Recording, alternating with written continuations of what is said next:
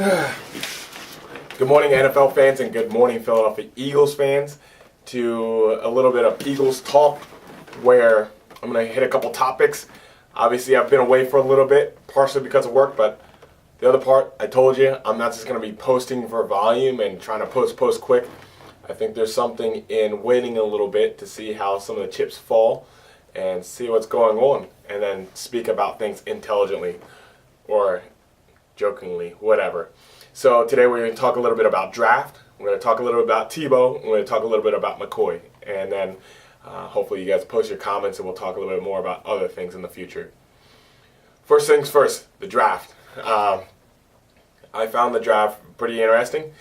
We actually attacked some needs, which is really, really good. But this disclosure here, you don't know how people are going to be until they hit the field. You don't know what the grade is. I mean, I can grade on what we went after and what the idea was, but you don't know until you know. So let's go through some of the draft picks real quick. I mean, obviously we went after a wide receiver because we lost Jeremy Maclin. We went after a wide receiver first from USC. We went after a corner safety from Utah next. Then we went for a linebacker out of Texas. Traded away a 4th round draft pick to Detroit for a 3rd round draft pick next year because we don't have a second because of the Bradford trade. Then we had 2 picks almost back to back, 2 corners, one from Kansas, one from Kansas State. And then we finished out with this ridiculously big defensive end, I think from Boston College. So looking at the idea, we went with our first pick and our only offensive pick from wide receiver. I thought we were maybe able to get like 2 wide receivers, but whatever. We went after a wide receiver that is projected to replace the production of Jeremy Maclin. Projected. Looks like a good kid. Okay, we'll see. I mean, you can be the nicest guy in the world. I mean, Kurt Coleman's nice, but he stinks, you know, so whatever. It's not about niceness, it's about what you can do on the field, and hopefully he stays healthy, hopefully he studies, and hopefully he plays well. To go along with Jordan Matthews, which we all really like, and me personally, I think Josh Huff is going to absolutely explode in the next year or two. I think he has not even come close to reaching his potential in the NFL. I'm just putting it out there. That's what I believe. But then we hit defense, which we also hit the secondary. I mean, 3 of the picks was in the secondary. This guy Rowe from Utah is supposed to be safety corner. I mean, the guy played safety 3 years, corner 1 year. He's supposed to be the size and the speed. I think 6'1", 205 pounds. He's supposed to be great, or at least really supposed to be good. We'll find out when he hits the field. I mean, Sherman was either 3rd or 4th round draft pick, so it doesn't really matter to me where you get picked. It matters what you produce. Then we went with a linebacker from Texas that has an upside. Now, people were kind of scratching their head. Why would you go after a linebacker? Well, you have to think. We had a lot of injuries last year. I mean, Michael Kendricks got injured last year. D'Amico Ryans got injured last year. That hit us pretty hard. I mean, Casey Matthews actually played a lot better after he played for a little bit. But we still got hit pretty hard. And that being said, we did trade for Kiko Alonso. We do have D'Amico Ryans back. We do have Michael Kendricks, and he's supposed to be healthy. And we have Connor Barwin. We signed Graham again. D'Amico, how many years does he have left? Are you going to start developing somebody behind him? And are we going to start rolling people through kind of like the Steelers have done in the past? And they ran the same type of defense, 3-4 defense. So I don't hate the pick. From a 3rd round perspective, people say, oh, that was early. But there's also reports that if this is a guy that we wanted, if we passed on him, Cincinnati was going to pick him next. So we got a guy that we want. Obviously, there wasn't enough at 4th round for us to want to pick, and we traded the 4th round pick to Detroit. So we get a 3rd round next year. But then we got corner, Kansas State, later on in the draft. I think it was the 6th round. And this guy Shepard's supposed to be this big steal, right? Well, if it's a big steal, but he went that late, it's not really a steal unless he goes to the Pro Bowl in like 2 or 3 years. So we'll figure it out from there. But we just loaded up on our secondary, just got a bunch of people there and say, hey, look, let's compete. Best man wins. Fine. And then we got this mammoth, size-wise, I think he's 295 pounds, 6'9". This guy from a defensive end from Boston College. We'll see what he's supposed to do. I mean, I've seen us get some big guys before, and they just don't pan out. He's just a guy to compete. 7th round draft pick, so it's not too much of an expectation. But if you get drafted by the Eagles, Chip Kelly expects for you to be in the books and compete, and anybody can make the team. You just got to work your butt off. So those are our draft picks. As far as need, I think we went after defense with all of our picks except for one. So I like that because the secondary sucked last year. That's what kept us out of the playoffs. So we obviously attacked the secondary, and we want to create a ridiculous amount of competition so our secondary gets better. If you look at our linebackers, our starting linebackers right now, with nobody traded, with all the talk about Mariota and stuff, nobody got traded. Our linebackers, if you put one of our three kind of Kiko, D'Amico, and Kendricks, if you put one of them to the outside, then you got Malcolm Kendricks, D'Amico Ryans, Kiko Alonso, and Connor Bowen. That looks really good. And we already know that we are satisfied with our defensive line, held down by Fletcher Cox. So we have the potential of really improving our defense. And defense wins championships. On the offensive side of the ball, we already know about, and we're going to talk about in a little bit, about our running backs. We didn't draft anything except for a wide receiver. So it looks like quarterback is set, wide receiver, young, tight ends is somewhat set. Offensive line, Mathis is still around. And Barber is going to be competing for that other spot, along with Gardner and Tobin. So offensive line looks set. So it looks like we're going into the season knowing kind of where we're at, except for the defense secondary. With the signing of Maxwell, I'm pretty sure he's going to be the starting corner. And with Jenkins' safety, we have to figure out who our other safety is, our other corner. That being said, I give us at least a B. For looking at what we needed and what we went and got. We'll figure out what we did during the season. Moving along to, of course, the signing of Tebow. There's a reason why I didn't post anything right after the signing of Tebow, because the guy's like our 5th or 6th quarterback on our roster. I don't want to get too overhyped because that's part of the issue with Tebow, that he goes to a place and everybody goes nuts. I really like the way that the Eagles are handling this, and not, as far as I see, now I don't watch too much TV anyway, but I don't see any overhype at Tebow. I know he went to training with Tom Brady's old football throwing coach. And I probably bet he deflated some balls from, I don't know, it's just, that's corny, I'm sorry. But, that's just what people are saying, and it's just, sorry. Let's keep it to facts. So he got some throwing help for the last 2 years, and we'll find out during preseason. It's that simple. But we're not going to overhype it. I do hope that in the NFL period that he's successful, because I think it's kind of odd that a guy that has his success rate might not be pretty, but he wins, and people hate him so much. I just think that's odd. Now he's in Philly. I just think our media needs to do a good job, which really is the fan, of not blowing things up bigger than they are. Just let him play football, and if he wins a spot on the roster, great. If he doesn't, I hope he does well. Tebow, directly to you. All you got to do is win.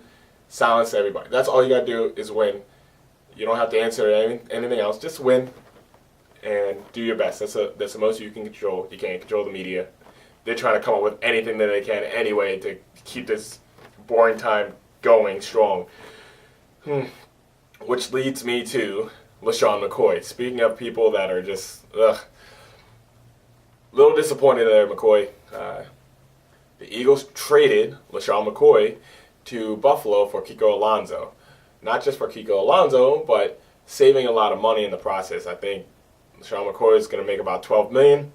There's a lot of rumblings about, you could have restructured his contract, you could have done this, you could have done that, you could have talked to people, blah, blah, blah, blah, blah. Here's the deal. This is a business. The football is a business. And it's a business that hopefully Chip Kelly, Jeffrey Lurie is about winning. We didn't win the whole thing when you're here. We don't hate you in Philadelphia. I personally loved the snowball game against Detroit, where you pretty much absolutely took over that game. And we came back and won big.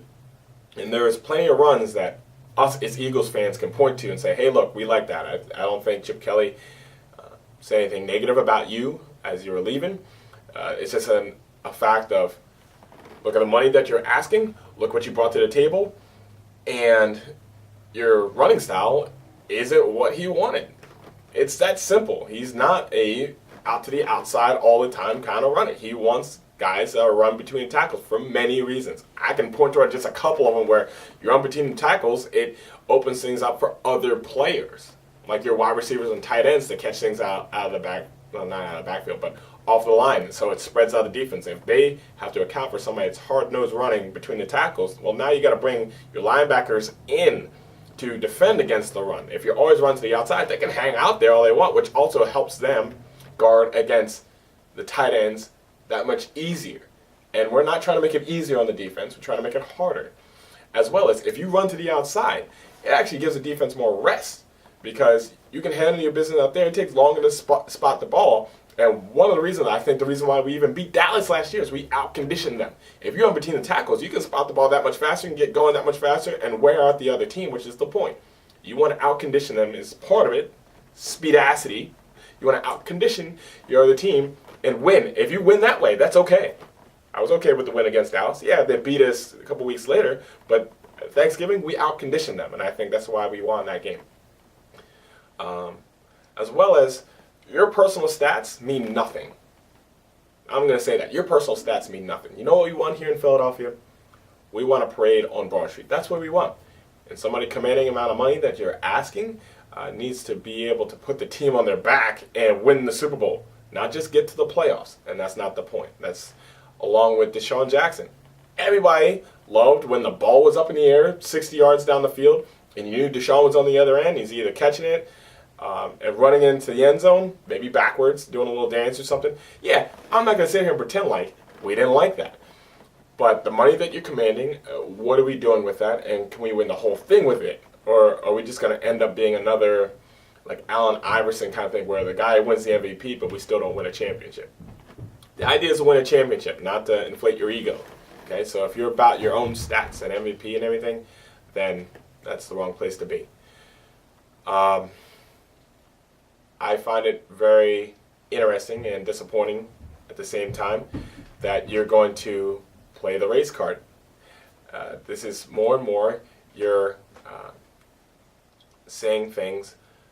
When you first left Philly, you're talking about how you felt like this was like a college environment. You're happy to be back in the pros, again, or a pro-style environment. I mean, that's taking a shot right there. Then you're going to say that Chip Kelly got rid of all the good players, especially all the black players. I think that's kind of funny because for many reasons. Yeah, he got rid of Michael Vick, Sean McCoy, Deshaun Jackson. Yes, Michael Vick at one point was a really good player. He started tapering off, and that's why he's not starting right now. Okay, I like Michael Vick, but he's not starting for a reason right now for any team. Deshaun Jackson was just flat out released, and people were wondering why we didn't get anything for him. I think there's more to that, but we're not in the middle of it. I'm not. And he got rid of you and traded you before you started declining. You're 27 years old. You're going to start declining potentially. If you don't, you're going to prove him wrong. But we got Kiko Alonso in the process that's going to help out our defense and what we needed. And you didn't for a style. As far as black players, he just drafted a guy from Africa. And he traded Nick Foles, and I think Nick Foles is a white guy, for a Native American. So if I were to compare and see, is he racist or not? I don't think so. It doesn't look like it through what he does. So to play that card and to be saying all the stuff you're saying, especially when you got traded to Buffalo, you need to be worrying about what you need to do in Buffalo. Come here, sweetie. You can be part of my video today. Come here. Why don't you come sit down? Yeah, you get a little special hello from Sienna. Say hi. Hi. Say go birds. Go birds. So she'll just sit in for the rest of them. She just woke up. Aww. We're just talking little eagles, okay? Okay. Can I get a thumbs up? Okay. So it just looks like you're kind of hurt. That's all it looks like. It looks like you're hurt. What you need to do is worry about what's going on in Buffalo, because you're supposed to be their running back now. instead of worrying about talking about Philadelphia all the time, you need to be focused on the city of Buffalo and winning them a championship, because that's what they want and that's what they need as well. Another organization that's gone through a lot of hardships, 4 Super Bowls in a row and lost. And you need to be essentially like the next O.J. Simpson for them, you know, minus the stabbings or stealings and all of the other stuff. So that's pretty much it, right, sweetie? So Eagles draft, about a B. We'll figure it out.